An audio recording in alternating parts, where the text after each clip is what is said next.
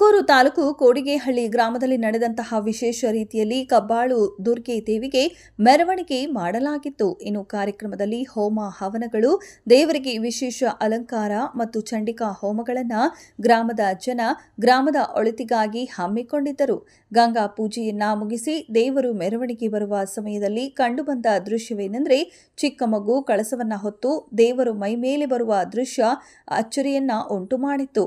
ಮತ್ತು ಅದೇ ಗ್ರಾಮದ ನಿವಾಸಿಯಾದ ಹೆಸರಾಂತ ವಕೀಲ ನಾರಾಯಣಸ್ವಾಮಿ ಆಗಮಿಸಿ ಗ್ರಾಮದ ಜನತೆಯ ಜೊತೆಗೂಡಿ ಕುಣಿದು ದೇವರ ಮಹಿಮೆಯ ಬಗ್ಗೆ ಮಾತನಾಡಿದರು. ಇನ್ನು ಕೇರಳದ ಚಂಡೇವಾದ್ಯ ಮೈ ರೋಮಾಂಚನಗೊಳ್ಳುವಂತಿತ್ತು. ಅಕ್ಕಪಕ್ಕದ ಊರಿನಿಂದ ಬಂದಂತಹ ಸಾವಿರಾರು ಜನ ದೇವರ ಕಾರ್ಯಕ್ರಮವನ್ನ ನೋಡಲು ನೆರೆದಿದ್ದರು. ಹಾಗೂ ಹಿರಿಯ ಸಂಗೀತ ಕಲಾವಿದ ಮತ್ತು ಭೂಮಿ ಚಿತ್ರದ ಕಲಾ ನಿರ್ದೇಶಕ ನಾರಾಯಣಗೌಡರ ನೇತೃತ್ವದಲ್ಲಿ ಹಾಗೂ ಊರಿನ ಮುಖಂಡರು, ಗ್ರಾಮದ ಗೌಡರು, ಶಾನ್ಭೋಗರು, ಪೋಣಮದಲ್ಲಿ ಪೂಜಾರ್ ಕುಟುಂಬ, ತಳವಾರ್, ಮಡಿವಾಳ ತೋಟಿ ಮುಂತಾದ ಕುಟುಂಬಗಳು ಎಂಬಂತೆ ಕಾರ್ಯಕ್ರಮವನ್ನ ಏರ್ಪಡಿಸಲಾಗಿತ್ತು.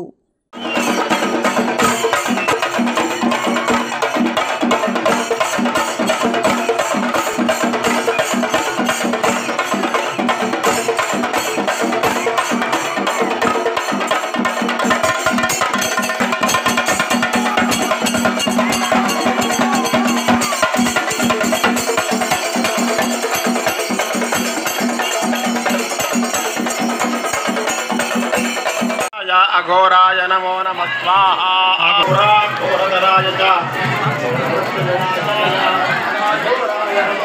घोराय नमस्तुभ्यं घोराय नमस्तुभ्यं